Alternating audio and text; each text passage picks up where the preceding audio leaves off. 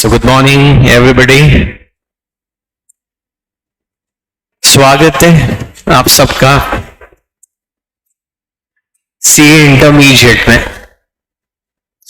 Foundation आपने दे दिया ना और आप यहां आ गए तो देर आर 99% चांस कि आप फाउंडेशन पास हो जाओगे, क्योंकि आज आप यहां हो ऑनलाइन ऑफलाइन जैसे भी। That indicates your confidence in the examination you have given. तो definitely वो आप पास हो जाओगे और you have taken a very good decision to join this batch early. There are some people who will wait कि यार एक बार रिजल्ट आ जाए उसके बाद देखूंगा, क्योंकि पता नहीं रिजल्ट क्या है, या रिजल्ट जो भी आए अभी तो मस्ती कर लेता हूँ, बहुत पढ़ाई कर ली फाउंडेशन में। ऐसा लगता है बच्चों को कि फाउंडेशन में इन्होंने बहुत पढ़ लिया, क्योंकि उन्होंने इंटर भी पढ़ा नहीं ना।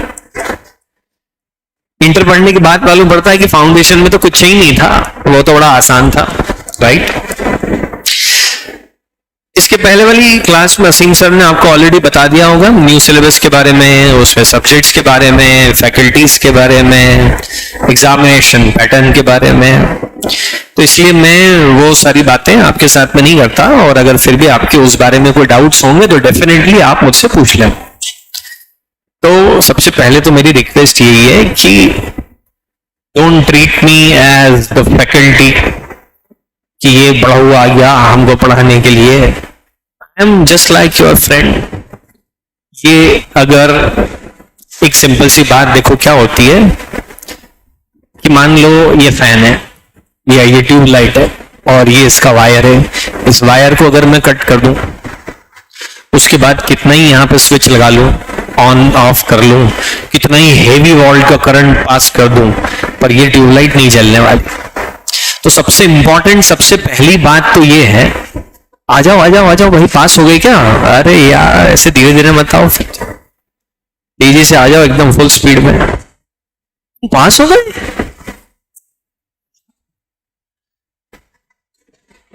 जोरदार तालियां यार इनके लिए एक बार। पढ़ाई इधर कैमरे में आना, कैमरे में आना बड़ा मुश्किल काम है एक तो यार। एक मिनट यहाँ मेरी स्पॉट पे आना पड़ेगा आपको, तो ही देखोगे आप एक एक करके। बधाइयां सबसे पहले, कॉन्ग्रेचुलेशंस कॉन्ग्रेचुलेशंस कॉन्ग्रेचुलेशंस, बहुत सारी बधाई। कौन सा ग्रुप पास हो गए? Both groups. ज्यादा नहीं हो गया ये कुछ? हाँ ये बात तो सही है। तो थोड़ा सा आपसे बात करते हैं, फिर मिठाई खाएंगे, उसको बंद करोगे, खाली करके जाओगे डब्बा यहाँ से, डोंट वरी। बात करें इनसे थोड़ी सी, पता करें भाई इन्होंने कैसे पढ़ाई करी थी, बहुत ग्रुप पास हो गए, कैसे हो गए, कितने मार्क्स आए आपके? सर कंपनी लॉ में 66। कंपनी लॉ में 66 आ गया, बहुत बढ़िया है यार। थ्योरी सब्जेक्ट के लिए तो मतलब this is too much. Total बहुत ग्रुप्स का टोटल कितना है? 541। 541 रैंक है क्या आपकी? 595 के बाद है 541। समझ रहे हो आप कितने ज्यादा है? 141 ज्यादा है, और थोड़े से नंबर ज्यादा होते तो इतने नंबर में एक बच्चा फाउंडेशन पास हो जाता। चलो यार जोरदार यार, बहुत अच्छा। आपका नाम और मार्क्स? दीपेश। मेरा नाम दीपेश जैन और 506। चलो बहुत बढ़िया, 106 नंबर एक्स्ट्रा आ गया। इधर आओ थोड़ा कैमरे के सामने। अंश आंच लिया 456। 456, बहुत अच्छे मार्क्स आप सभी के, फैंटास्टिक। तो कुछ 56, देखो 56 ज्यादा हो या 141 ज्यादा हो, ज्यादा तो पास है। Very nice, fantastic. तो कुछ ये बच्चे आज ही से आए हैं। आज हम लोगों ने जैसे अर्ली बर्ड बैच स्टार्ट करी है। आप लोग अर्ली बर्ड में थे या बाद वाली बार? ये अर्ली बर्ड, ओके। आप 16 अगस्त में थे, ये दोनों अर्ली बर्ड वाले थे। तो देख लो, मतलब यार अर्ली बर्ड वालों की मेजॉरिटी 2/3 अर्ली बर्ड, मतलब आपके पास पढ़ने का टाइम ऑब्वियसली क्या है, ज्यादा है, राइट। तो कुछ भी मैसेज, ये तो इनका बेचारों का पहला ही दिन है आज, तो बहुत ज्यादा ज्ञान तो मत पेलना, इनके ऊपर भारी पड़ जाएगा। लेकिन व्हाटएवर यू वांट टू से, क्या पढ़ाई करें, कैसे करें, क्या अप्रोच। डे 1 पे यूजुअली बच्चा थोड़ा, नहीं मैं बताता हूँ क्या होगा, पहले 8-10 दिन थोड़े से ना ये एनर्जेटिक होते हैं, अरे नया कोर्स पढ़ेंगे मजा आएगा, फिर 10 दिन के बाद ये कैजुअल हो जाएंगे। अभी जल्दी क्या है, अभी तो बहुत दिन बचे। तो इस बारे में कुछ टिप इनको देना चाहो, वो ज्यादा अच्छा रहेगा शुरुआत के 2 महीने के लिए। एक्सटेम्पोर है आपके लिए, आई नो, बट अरे ये whatever you want to share, ऐसा मेरा स्पेसिफिक क्वेश्चन नहीं है, आप तो बताओ कौन बोलेगा पहले, इधर आओ। अर्ली बर्ड का इनहेरेंट एडवांटेज मिला था इन दोनों को, मतलब मेरी क्लासेस चलती थी, मैं अर्ली बर्ड का नहीं हूँ तो मैं इनसे 1-1.5 महीने लेट आया था, तो मेरी क्लासेस चलती थी और ये लोग अपनी अलग से सेल्फ स्टडी करते थे, इसलिए इनको था एडवांटेज था, अर्ली बर्ड का बहुत अच्छा एडवांटेज मिलता है। और कंपनी फाउंडेशन वर्सेस इंटरमीडिएट की पढ़ाई में डिफरेंस कुछ है आपको दिमाग में? बहुत स्पाइक आता है, फाउंडेशन तो कुछ नहीं है, इंटर बहुत मतलब बहुत ही मेजर आ जाता है, और थ्योरी सब्जेक्ट्स जैसे अब तो इनका तो न्यू कोर्स में होगा ना, हाँ, तो ऑडिट और कंपनी लॉ तो था है, मतलब खत्म ही नहीं होता है, बहुत ही ज्यादा है। हाँ, तो अब अंश ओवर टू अंश। राइट, चलो ठीक है, लोग ये स्पेसिफिक क्वेश्चन पूछ रहे हो कुछ? हाँ ये चलिए। मेरे कंपनी लॉ में मैं 40 नंबर पे ही पास हुआ हूँ। मतलब ये इससे तो पार्टी बनती है, क्योंकि 39 होते तो ये यहाँ नहीं होता। पर कंपनी लॉ का ऐसा है, उसको रेगुलर रीडिंग करते रहना पड़ेगी और बार बार पढ़ते रहोगे तब वो माइंड में रहेगा, वरना भूल जाओगे और आखिर में पढ़ने बैठोगे चीजें रिकॉल ही नहीं होंगी। और रिटन प्रैक्टिस करते रहो, सर देंगे अभी 1 क्वेश्चन अ डे, वो करना जरूर से। रिवीजन ऑडियो सर के सुनना, रेगुलरली सुनना, 5-5 मिनट के ऑडियो होते हैं, 2-3 सेक्शन एक बार में रिवाइज हो जाते हैं, वो रिवीजन करते रहो। और फाइनेंशियल मैनेजमेंट अभी तो सेकंड ग्रुप में आएगा, पर वो उसके क्वेश्चन प्रैक्टिस करते रहो रेगुलरली।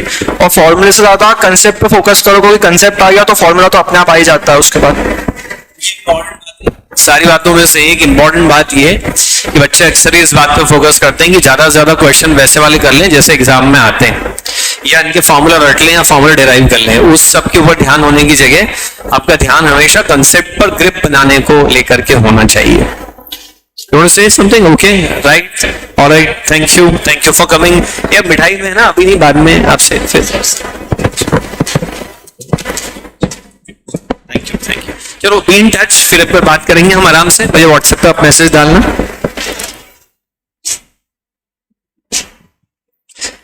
बहुत सारे, मतलब ये बैच कंपैरेटिवली छोटी होती है जो जुलाई में स्टार्ट होती है, तो जैसे आपकी ये कंपैरेटिवली स्मॉल बैच है, इन लोगों की भी ऐसी थी। उसके बाद भी आई डोंट नो अभी नंबर्स दे आर काउंटिंग 70-80 जो भी नंबर है उतने बच्चे बहुत लोग पास हुए हैं। अब ऑल इंडिया रैंक्स भी आती हैं, बट ज़्यादा इम्पोर्टेंट है कि ज़्यादा से ज़्यादा बच्चे पास हो जाएं, तो वो सबसे ज़्यादा इम्पोर्टेंट चीज़ है। चलो तो हम लोग बात करते हैं। मैं आपको यहाँ पर सी इंटरमीडिएट में 2 सब्जेक्ट पढ़ाने वाला हूँ। पहला सब्जेक्ट जो मैं आपको पढ़ाऊंगा that is corporate and other laws, तो उसमें कंपनी लॉ वाला पूरा पोर्शन 70 मार्क्स का अभी कर दिया है। जो पुराना सिलेबस था उसमें entire corporate law portion I was taking, और बिजनेस लॉ या अदर लॉज में से मैं नेगोशिएबल पढ़ाता था।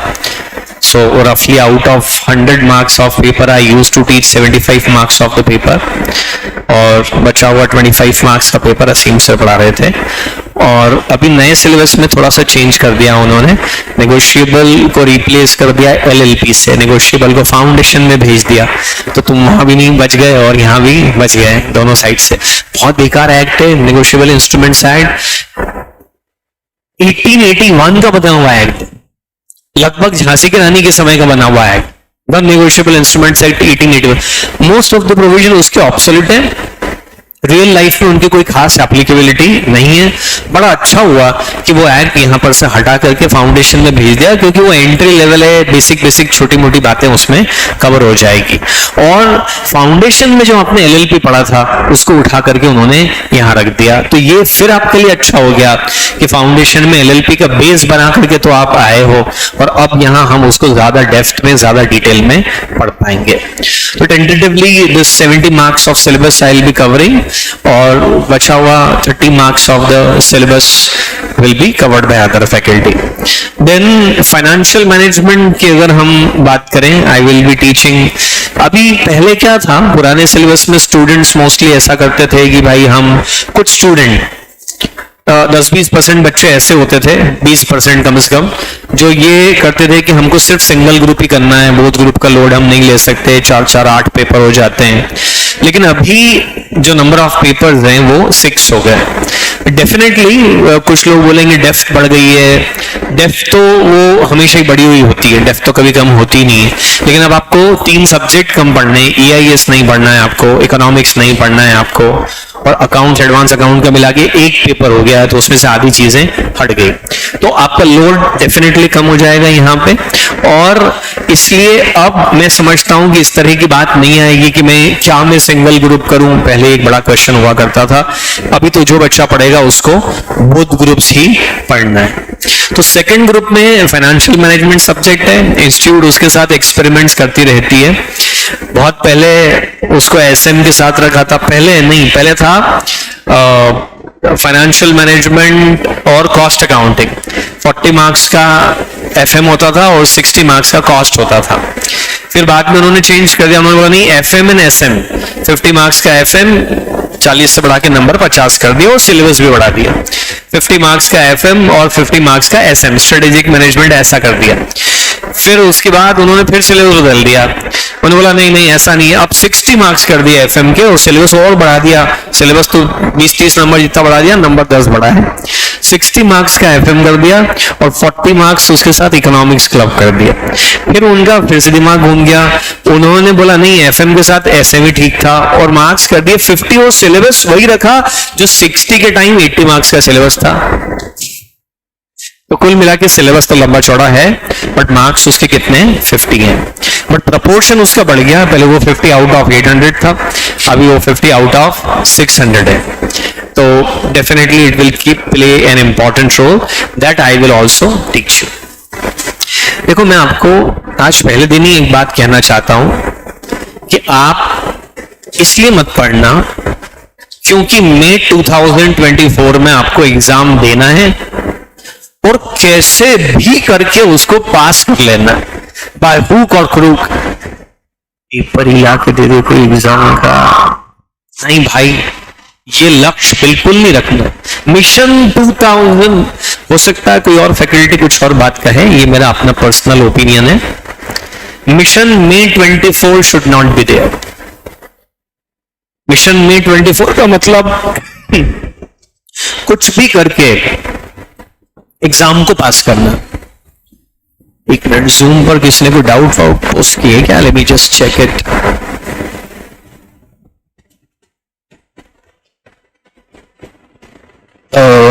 ओके, डाउट्स दिख नहीं रहे मुझे यहाँ पर। चैट, ओके राइट, हाँ अब दिख रही है मुझे, जूम की चैट नजर आ रही है।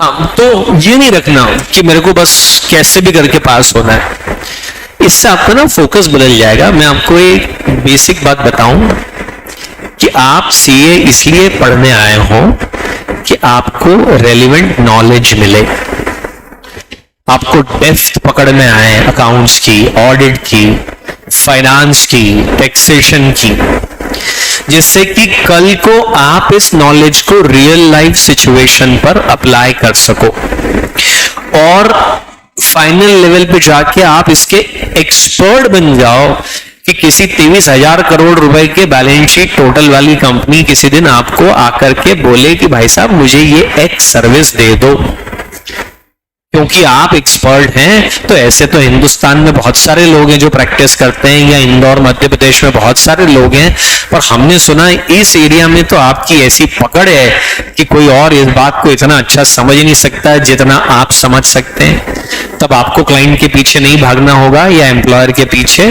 तब क्लाइंट या एम्प्लॉयर आपके पास चल के आएगा कि आप सर्विसेज दो, आप बताओ क्या पैसे लोगे, राइट? ना कि आप उसके पीछे जाओ और फिर आप बोलो भैया कुछ तो पैसे दे दो, इतना काम करा है। पढ़ाई इसलिए करो कि आपको नॉलेज आ जाए, वो भी ऐसा जो वर्किंग नॉलेज लाइफ में अप्लाई कर सको। इस विजन से पढ़ो कि ये पढ़ के ओम स्वाहा नहीं होना है। मई 24 में एग्जाम दी, ओम इंद्राय नमः स्वाहा, खत्म नहीं होगा ये। उसके बाद अगले 35 साल तक आपकी वर्किंग लाइफ में ये सब काम आएगा आपको। मैंने जो पढ़ा था वो मुझे आज भी कभी कभी कुछ चीजें काम में आती है, कई साल पहले जो पढ़ा था। इसलिए आपको अपना सोच वैसा रखना है। और विद नाहटा प्रोफेशनल एकेडमी आपको सर अपनी मार्केटिंग खुद ही कर रहे हो, करनी पड़ती है। At least you should have confidence कि आप जिन हाथों में हैं वो आपके लिए बेहतर है। With Nahata professional academy you will have this advantage, क्योंकि यहाँ पर जितने लोग पढ़ा रहे हैं सब चार्टर्ड अकाउंटेंट हैं और सब अपने अपने एरिया के एक्सपर्ट्स हैं।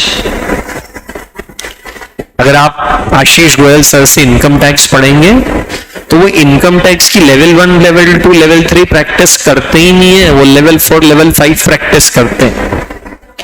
वो इनकम टैक्स अपीलेट ट्रिब्यूनल में केसेस लड़ते हैं, several hundreds of crore rupees के, और हाई कोर्ट लेवल पर वो केसेस लड़ते हैं। उनके पास वो विजन है कि जो आज आप पढ़ रहे हो उसमें से कौन सी ऐसी चीजें हैं जिनमें छोटी छोटी सी ऐसी टिप देके आपके दिमाग में बैठा दें कि वो लाइफ लॉन्ग आपको कंसेप्ट में काम आए। और एग्जाम तो एक साइड इफेक्ट है, वो तो इस पढ़ाई की वजह से पास हो ही जाएगी। We are not preparing you just for the exam, we want to prepare you for the life. है ना? आप जब असीम सर से ऑडिट पढ़ोगे, एएस पढ़ोगे, अकाउंटिंग स्टैंडर्ड्स पढ़ोगे, तो वो सिर्फ आप लोगों को code of ethics, accounting standard नहीं पढ़ाते हैं, वो पूरे हिंदुस्तान में घूम करके देश के नामी गिरामी चार्टर्ड अकाउंटेंट्स को भी अकाउंटिंग स्टैंडर्ड्स और कोड ऑफ एथिक्स पढ़ाते हैं। लोग उनके पास अपनी प्रैक्टिकल प्रॉब्लम्स लेकर के आते हैं कि मैं फला क्लाइंट को ऑडिट कर रहा हूं, उसमें ये सिचुएशन है, कैन यू हेल्प मी कि ये कैसे होगा।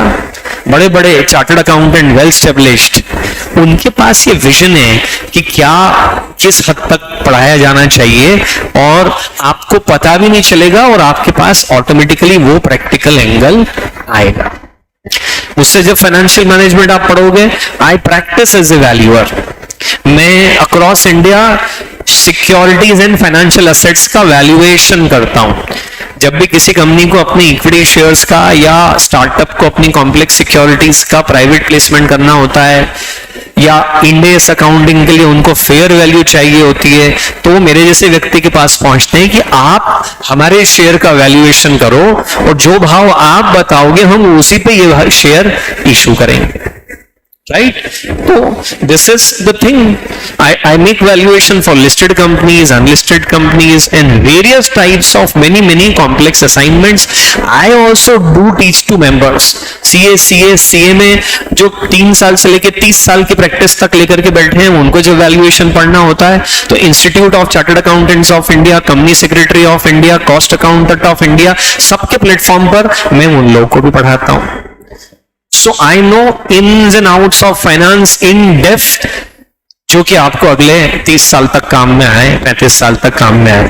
And the same description is there for all other faculties. तो this is the thing. Otherwise तो पढ़ाना कोई मुश्किल काम नहीं है।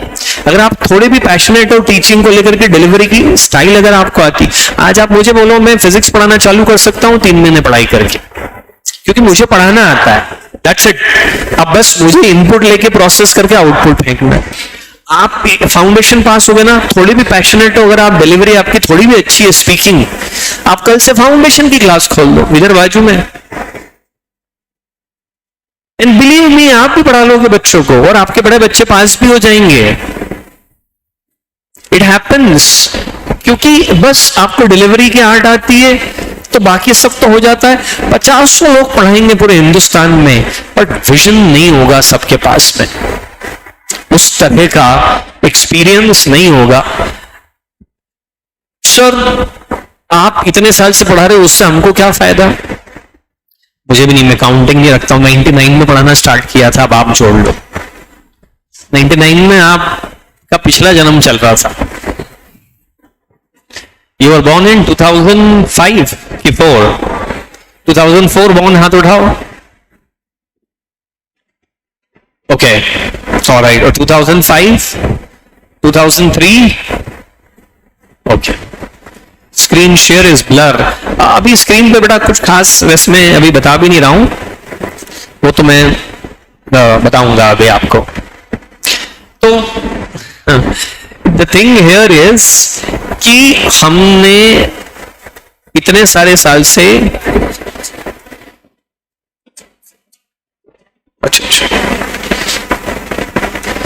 n नंबर ऑफ इयर्स पढ़ाने से एक फायदा ये होता है कि we understand what do you want. कुछ सवाल जो अच्छे आपके दिमाग में आने चाहिए, कई बार आप नहीं पूछते या दिमाग में सवाल ही नहीं आया, तो हमारे पास आपके क्वेश्चंस के आंसर तो हैं ही, बट हमारे पास पूछे जाने लायक क्वेश्चंस भी है।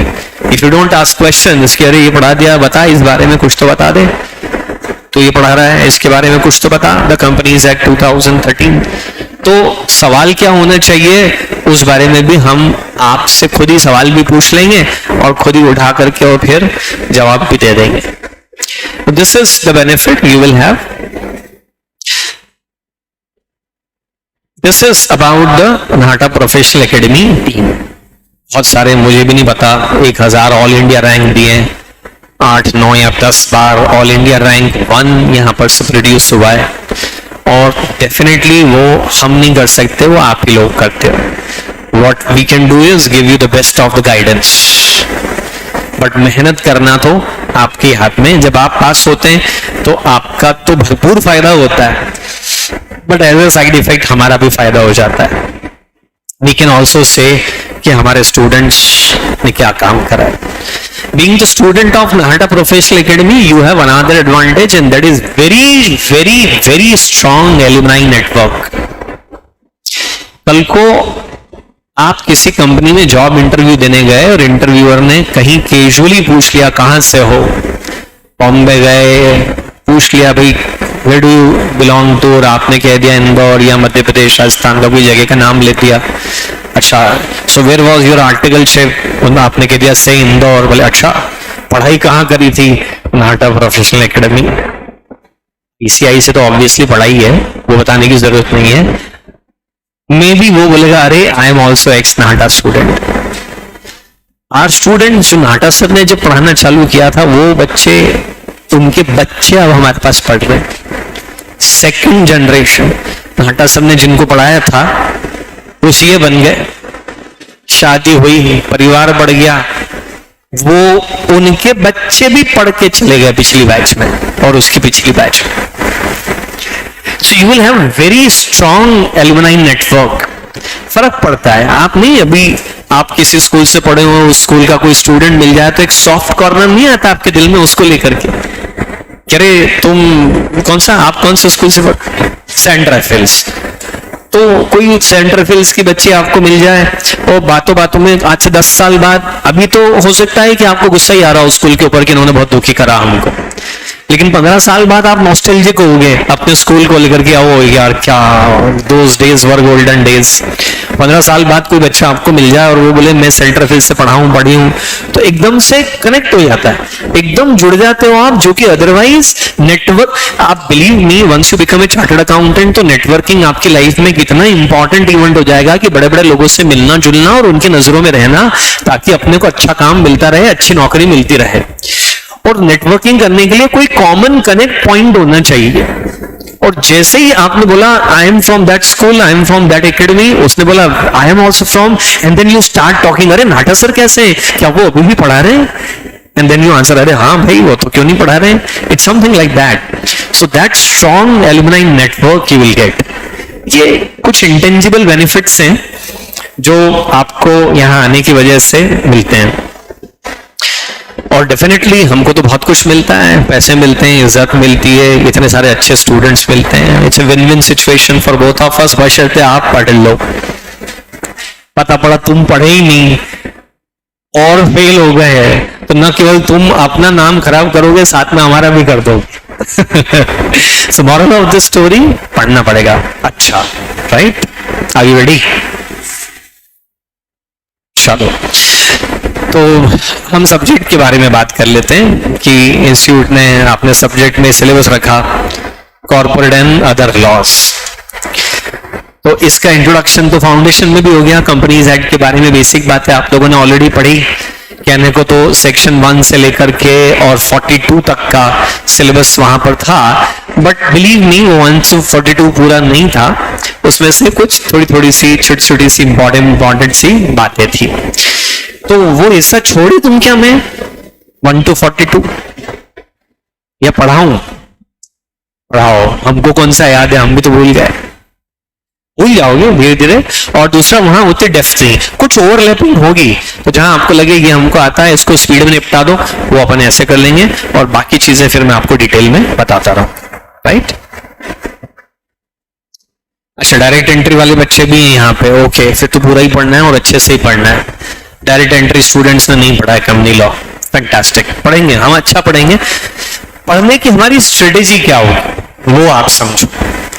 क्या है कि कंपनी लॉ जो है ना एकदम ही डल बोरिंग थ्योरी है, बड़ा नीरस विषय हो जाता है किसी पॉइंट पे जाके, क्योंकि इसमें जो लिखा है सच है, सच के सिवा कुछ भी नहीं। कॉन्ट्रैक्ट एक्ट पढ़ाओ ना, और नेगोशिएबल इंस्ट्रूमेंट एक्ट पढ़ाओ, जमाने भर की फालतू बातें आप कर सकते हो, you can make it interesting very well, क्योंकि वो एक्ट रियल लाइफ में थोड़े कम काम में आते हैं, कहानी किससे ज्यादा चलते हैं।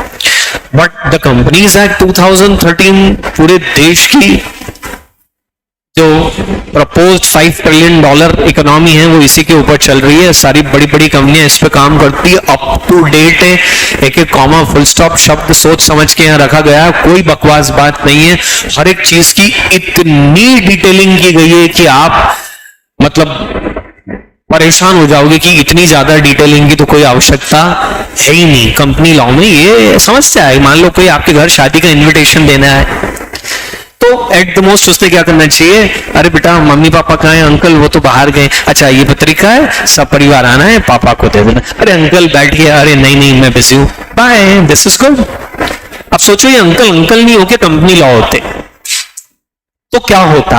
अगर अंकल कंपनी लॉ होते और कंपनी लॉ एक ह्यूमन होता और वो ऐसे आ जाता आपके पास, तो वो सबसे पहले आके बोलता कि जरा बेटा ड्राइंग रूम का दरवाजा खोलो तो मैं बैठूं आराम से।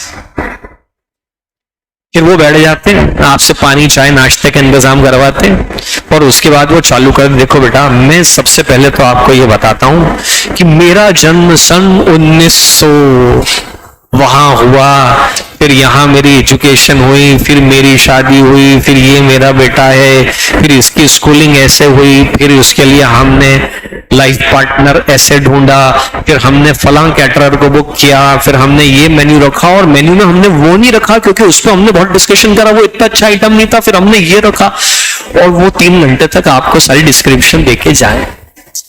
आप बोलो अंकल इतनी जरूरत नहीं थी, आके खा लेते हम। लॉ ऐसा ही होता है, इतनी डिटेलिंग है ना हर एक बात की। छोटी सी बात बोल दो ना, एक कंपनी दूसरी कंपनी को कंट्रोल करती है तो एक होल्डिंग है, दूसरी सब्सिडी खत्म कर आगे बढ़, नहीं भाई साहब छिलके उतार देंगे पूरे उसके। वो इतनी छोटी छोटी बातें इतनी डिटेल में बताएंगे कि आपको लगेगा इसकी जरूरत नहीं है, ये पागलपन है। बताएं वहां तक तो ठीक है, फिर आपसे उम्मीद रखेंगे कि वो सब शब्द और पंक्चुएशंस आपको याद हों, और वो भी ठीक है, फिर एग्जाम में वो पूछ भी लेंगे उतनी डिटेल में जाके। तकरीबन 300 स्लाइड्स में आपको दिखाऊंगा। हाँ, हम पावर पॉइंट प्रेजेंटेशन से पढ़ेंगे जो थोड़े से इस डल सब्जेक्ट को इंटरेस्टिंग बनाने के एंगल से कुछ एनिमेशंस इंक्लूड किए गए हैं, and I'm sure you will enjoy it. All previous batches enjoyed it. You will also enjoyed it. तो लगभग 300 स्लाइड्स में आपको दिखाऊंगा, हर स्लाइड पे लगभग 10 वैल्यू पॉइंट्स होंगे। सुना ऐसा कुछ वैल्यू पॉइंट जैसा आपने लाइफ में कभी? 10 रटने वाली बातें होंगी। तो कंपनी लॉ कुछ नहीं है, छोटी छोटी 3000 बातें आपको रटना है और याद रखना है till the date of exam. तो मैं आपको कह रहा था इतनी डिटेलिंग क्यों सर, ये तो बहुत अननेसेसरी डिटेलिंग। नहीं भाई साहब, वो लॉ मेकर को लगा कि इतनी डिटेलिंग की जरूरत है तो उन्होंने इतनी डिटेलिंग रखी। कंपनी लॉ में चैलेंज क्या है एज अ सब्जेक्ट? पहली बात उसको समझना कि यार ये सब बोल क्या रहे हैं, मेरे तो पल्ले ही नहीं पड़ रहा है, राम जाने क्या कहे चले जा रहे हैं। पहली बात तो उसको पढ़ना, तो that's my job. That's my duty कि मेरी गारंटी है कि मैं हर एक चीज आपको बहुत अच्छे से समझा दूंगा और आपको उसमें क्रिस्टल क्लैरिटी आ जाएगी कि ये ऐसा लिखा है, इसका ये मतलब है। That's it. कोई कंफ्यूजन नहीं बचेगा, ऐसा हो तो क्या, वैसा हो तो क्या, कुछ ना हो तो क्या, सब कुछ हो तो क्या। मैं सारे एंगल से आपको सारी बात बताऊंगा, आपको क्लैरिटी एकदम जोर की आ जाएगी। वो मेरा काम है, मेरा एक्सपीरियंस है, मेरा स्टाइल है, वो मैं कर दूंगा। दूसरा चैलेंज, पहला चैलेंज समझना, दूसरा चैलेंज उसको याद करना। To some extent I will help you in this. ये पावर पॉइंट प्रेजेंटेशंस इसीलिए बनाए गए हैं कि कल को इसमें ऐसे वैल्यू पॉइंट्स के, एक मिनट, ये ठीक से प्रोजेक्टर सेट किया हुआ नहीं यहां पे।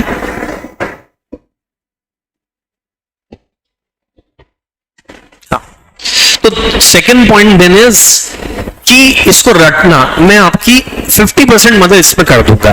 क्या है, आपको कोई बोले पूरा पैराग्राफ रट डालो तो वो आपके बस की बात नहीं है, और उस पैराग्राफ में से 3 इंपॉर्टेंट पॉइंट रट डालो, क्योंकि वो याद आ गए तो पैराग्राफ तो आप बना दोगे। इतना तो आपको आता है कि तिल का ताड़ और राई का पहाड़ बना दो, एग्जाम में एक लाइन याद आ जाए तो एक पेज भर दो, वो तो आपको आता है बहुत अच्छे से। तो मैंने यही करा है, सब जगह वैल्यू पॉइंट्स बोलते हैं। आपके एग्जाम में आंसर में वो वैल्यू पॉइंट्स दिखना भी चाहिए, तो जाके मार्क्स मिलते हैं। बाकी इधर उधर की ग्रामर, वोकैबुलरी जो चाहिए वो जोड़ लो, पर खास मुद्दे की बातें क्या है वो तो दिखना ही चाहिए, है ना। तो मतलब वो अंकल आए, जमाने भर की बातें कर गए और आपको पत्रिका दी के जाना भूल गए।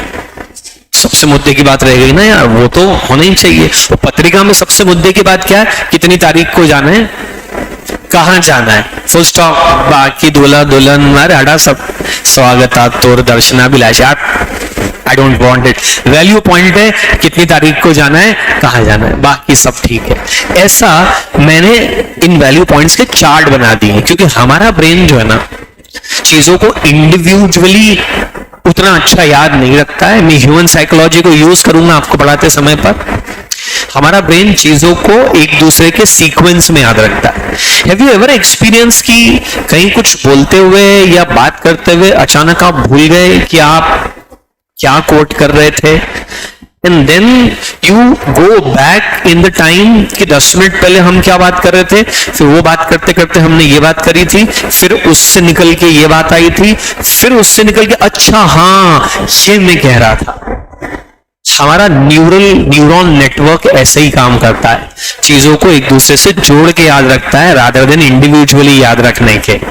इसलिए ऐसे चार्ट्स बनाए जाएंगे और मैं आपको डिस्प्ले करूंगा और आपसे बोलूंगा कि आप अपनी कॉपी में ये चार्ट्स नोट डाउन करिए।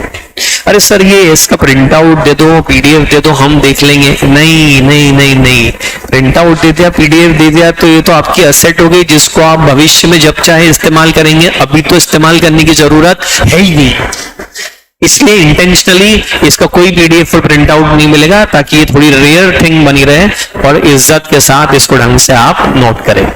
ये स्ट्रेटेजी है, हर चीज के पीछे कुछ थॉट है। इससे आपको ना चीजें याद करने में काफी आसानी हो जाएगी। इस तरह से जब हम चार्ट्स बना करके पढ़ेंगे और कई सारे कैरेक्टर्स बना के पढ़ेंगे, चार्ट बना करके पढ़ेंगे, तो चीजें जो हैं आपको कंपैरेटिवली आसानी से याद हो पाएगी। So this is how it is going to be. Okay, now इससे एक तो याद करने में आपको आसानी होगी। दूसरा जो आपको नोट्स मिलेंगे ना, तो नोट्स मैंने क्या करा है, एक तो मेन एक्ट दिया है और साइड में एक कॉलम बनाया है, उसका टाइटल लिखा है मेमोरी हुक्स। अनसीन पैसेजेस देखिए आपने स्कूल टाइम पे कभी, एक पैराग्राफ होता है उसको टाइटल देना होता है, वो काम मैंने करा है। हर सेक्शन सब सेक्शन को मैंने साइड में एक टाइटल दे दिया, इनफॉर्मल लैंग्वेज में, एकदम आर्याय जारियाय टाइप के लैंग्वेज में। क्योंकि लॉ की लैंग्वेज देखे ना बुखार आ जाता है कि ये राम क्या लिखा है ये। इसी साइड में कुछ इनफॉर्मल लिखोगे कि अरे अच्छा ये वो पिक्चर देखी ना 3 इडियट्स, व्हाट इज मशीन, तो फिर वो चालू जाता है, इट इज एन इंस्ट्रूमेंट, कहना क्या चाहते हो। तो उसका एक छोटा सा एक्सट्रैक्ट मिल के आता है, क्या भूल गया था, बुक्स। ऐसे मैंने लॉ की डिफिकल्ट लैंग्वेज के लिए एक आसान शब्द साइड में लिख दिया, जिसको मैं मेमोरी बुक्स कहता हूं। इसको देखते ही आपका डर खत्म हो जाता है। अच्छा अच्छा अच्छा, ये बात है, इधर जो लिखा है इट इज मशीन, इधर जो लिखा है इट इज बुक्स। फिर आप जब इसको पढ़ते हो आपकी समझ अच्छी हो जाती है। इसमें भी मैंने कीवर्ड्स को बोल्ड कर दिया, सो दैट जब आप नोट्स में से मेरे पढ़ेंगे तो आप एट ए ग्लैंस दूर रख के भी नोट्स को देखेंगे ना ऐसे, तो आपको दूर से 3 शब्द, अच्छा ये देखे, सब कुछ रिकॉल हो, आपको चीजें अच्छे से याद हो। इसके लिए मैंने बहुत इफेक्टिव रिवीजन ऑडियोज बनाए। अभी बच्चे आए थे, बहुत ग्रुप पास आउट, उन्होंने कहा रिवीजन ऑडियो जरूर सुनना, बहुत फ्रूटफुल है, काफी सोच समझ के बनाए हैं। ऐसे बहुत सारी चीजें मैंने आपके लिए करके रखी है और आगे और भी करूंगा। तो लेकिन इन सब के बाद भी रटना तो आप ही को पड़ेगा। तूने इतना करा है, तू एक काम और करना, तू याद भी कर ले। मैंने तो कर लिया, पर आपके काम नहीं आए। समझना वो वाला पार्ट मेरा, मैं कर दूंगा। रटना उसमें 50% रोल मेरा है और 50% क्रूशियल रोल आपका। तीसरा इंपॉर्टेंट प्रॉब्लम थ्योरी में जो आता है वो लिखना। सर मेरे को सब समझ में आ गया, मैंने रट भी लिया, पर मैं लिखूं कैसे? पेन से। अब यहां एक साइकोलॉजिकल प्रॉब्लम है। एक तो होती है एक्चुअल प्रॉब्लम और एक होती है साइकोलॉजिकल प्रॉब्लम। मतलब एक्चुअली कोई प्रॉब्लम नहीं है, लेकिन आपके ब्रेन ने आपको ये बता दिया है कि ये प्रॉब्लम है, और उसके मारे मारे आप फिरते रहे होते हो, प्रॉब्लम है प्रॉब्लम है प्रॉब्लम है प्रॉब्लम है, जबकि एक्चुअली वो प्रॉब्लम नहीं है। How to write answer in exam, 30% MCQ है बट 70% तो डिस्क्रिप्टिव है ना, राइट? तो हाउ टू राइट बताने की जरूरत नहीं। आप 12th कैसे पास हुए? लिख के पास हुए कि पेपर देख के घर आ गए थे? फाउंडेशन में भी 2 पेपर डिस्क्रिप्टिव है ना आपके, कौन से? अकाउंटेंसी और लॉ। उधर लॉ डिस्क्रिप्टिव है ना, लिख के आए ना आंसर, पास हो जाओगे उसमें भी। और कई बच्चों के तो 12th में, कितने बच्चों के 12th में बिजनेस स्टडीज में 80 एंड अबव मार्क्स? अगर हाथ उठाएंगे आप, 80 एंड अबव ऐसे थोड़ी आ जाते हैं, कुछ तो लिख के आए होंगे आप, right? How to write answer ये सिखाना ही नहीं चाहिए, वो आपको ऑलरेडी आता है। पर ये एक साइकोलॉजिकल प्रॉब्लम है। जैसे मैंने आज ये कह दिया ना, इसके बाद भी हर हफ्ते में एक बार कोई 2-3 बच्चे आएंगे, सर बाकी सब ठीक ना, लिखना नहीं आता है, वो आप बता दो कैसे लिखें।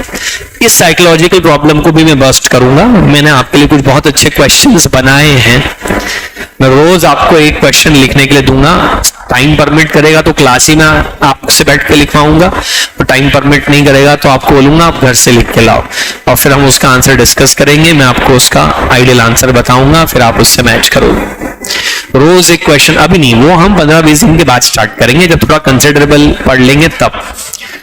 तो फिर रोज एक आंसर आप लिखेंगे तो राइटिंग प्रैक्टिस आपकी बनी रहेगी। समझना, रटना, लिखना। समझना मेरा काम, समझाना, लिखवाना मेरा काम, रटना 50% मेरा, 50% आपका। काफी कुछ मैं कर रहा हूं, आपको एक काम बस थोड़ा सा करना पड़ेगा, रटो जोरदार तरीके से, मजा आ जाएगा। सर कितने मार्क्स आ जाते हैं? ऑन एन एवरेज 60 मार्क्स आ जाते हैं बच्चों के लॉ के पेपर। हाईएस्ट 85, 80 ऐसे जाते हैं, ऐसे 99 टाइप के तो नहीं जाते। कॉस्ट अकाउंटिंग में आते हैं बच्चों के 99। उसमें फ्रीक्वेंटली इंस्टीट्यूट, कुछ पेपर ऐसे हैं जिसमें इंस्टीट्यूट बाय डिफॉल्ट थोड़े अच्छे नंबर देता है और कुछ में बाय डिफॉल्ट थोड़े खराब देता है ना। जैसे इनकम टैक्स में बहुत कंजूसी से नंबर देते हैं, कॉस्ट अकाउंटिंग में अच्छे नंबर दिए जाते हैं, है ना। ऑडिट में बहुत कंजूसी से नंबर देते हैं वो, लेकिन एडवांस अकाउंट में, आप तो खैर बदल जाएगा थोड़ा, उसमें अच्छे नंबर दिए जाते हैं। एफएम में अच्छे नंबर दिए जाते हैं, लेकिन एसएम में कंजूसी से नंबर देते हैं। तो अक्सर ही बच्चा पढ़ने की एक स्ट्रेटेजी ये भी होती है कि जिन सब्जेक्ट्स में वैसे ही आप पिछले 3 अटेम्प्ट के बच्चों से बात कर लो, आपको पता चलेगा कि इसमें नंबर ज्यादा आते हैं, किसमें कम आते हैं। जिसमें नंबर ज्यादा आते हैं उसमें सामान्य मेहनत करो, और जिसमें नंबर कम आते हैं उसमें थोड़ी ज्यादा मेहनत करो। क्योंकि अगर 40 की जगह 39 आ जाए तो राम नाम सत्य है। एग्रीगेट में फेल कम बच्चे होते हैं क्योंकि एक आध सब्जेक्ट में तो ज्यादा आके सब कवर हो जाता है, इंडिविजुअल में फिर भी फेल हो सकते हैं। ओके, तो ये हमने एक बात करी कि हमारी पढ़ने की स्ट्रेटेजी क्या होगी। नोट्स मिलेंगे आपको बकायदा यहाँ पर से प्रिंटेड। एक मैंने अपना मोबाइल एप्लीकेशन भी रखा हुआ है, उसको मैं एक बार थोड़े और बच्चे इकट्ठे हो जाएंगे, रोज रोज क्या एक बात बताना मजा नहीं आएगा, तो फिर मैं मंडे तक आपको वो मोबाइल एप्लीकेशन भी इंस्टॉल करवा दूंगा आपके मोबाइल्स के अंदर, सो दैट आपको मेरे सारे नोट्स, फिजिकल कॉपी तो मिलेगी बट डिजिटल कॉपी भी मिल जाएगी। क्या पता कहीं फुर्सत में बैठे बैठे आपकी पढ़ने की इच्छा ही हो जाए, खोल के देख लो। रिवीजन ऑडियो उसके ऊपर मिलेंगे, मल्टीपल चॉइस क्वेश्चंस की टेस्ट उसके ऊपर आपको मिलेगी। तो वो मेरे मोबाइल ऐप के ऊपर आपको ऐसे बहुत सारे रिसोर्सेस मिलेंगे। नाटा प्रोफेशनल एकेडमी के ऐप के ऊपर आपको जो भी आप अभी यहाँ सामने सुन रहे हैं, आपको दोबारा सुनने की इच्छा हो जाए तो वो सारे रिकॉर्डेड लेक्चर्स आपको मिलेंगे। और किसी दिन क्लास मिस हो जाए, but don't make it a habit, तो आप वहां से रिकवरी भी ले सकते हो as soon as possible, same day, next day, नहीं तो नेक्स्ट टू नेक्स्ट डे वो लेक्चर्स भी अपलोड हो जाते हैं। तो एक बात आपको छोटी सी समझनी है कि रिसोर्सेस की कमी नहीं पड़ेगी आपको। Audios, videos, PDFs, digital format, faculties, best of the resources आपको मिलेंगे। धक्का भी मारेंगे हम आपको कि पढ़ ले, नहीं तो क्लास से निकाल दूंगा, फेल हो जाएगा तो पापा मम्मी को बता दूंगा, डराएंगे धमकाएंगे ना थोड़ा, क्योंकि उसके बिना पढ़ते कहाँ हो आप। चलो एक अपन टेस्ट करते हैं, आप में से कितने लोग सेल्फ मोटिवेटेड हैं कि कोई कुछ न कहे और आप अपने चुपचाप बैठ के, इधर रिश्तेदार नीचे घर में हटा के मार रहे हैं, आप अपने रूम में जाके बैठ के पढ़ाई कर रहे हो। How many of you are self motivated people, not at exam date, between mid of the year? Okay, some, good to see that. ये प्रोपोर्शन होता है 20%।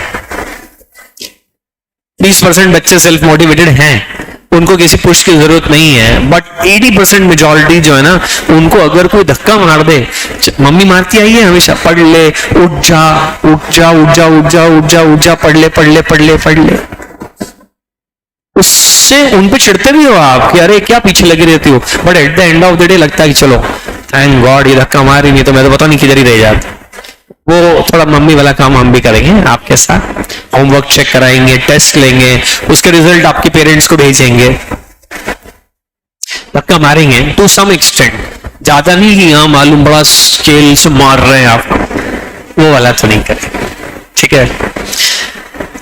तो ये स्ट्रेटेजी बेटा हमको फॉलो करनी रहेगी। मेरा मोबाइल नंबर आप सबसे पहले नोट कर लो, अपने मोबाइल में लिख लो, कहाँ कॉपी वॉपी में लिख रहे हो, फोन नहीं लाए तो फिर कॉपी में लिख लो, 98930 40600 98930 मेरा नाम तरुण महाजन है, कभी नहीं पता हो तो बता देता। अभी तो इसी नाम से सेव कर लो, फिर बाद में कुछ नाम तो रखोगे आप मेरा, तब बदल लेना।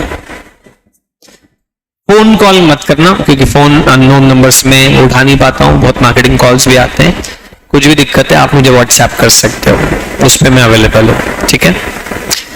चलिए, तो आज तो हमने थोड़ा इंट्रोडक्शन देखा, फिर आगे हम इसको स्ट्रेटेजी मैंने आपको बताई कि हम कैसे पढ़ेंगे, फिर आगे हम इसको कल पढ़ना शुरू करेंगे, कल या फिर जैसे भी है, ठीक है। Thank you.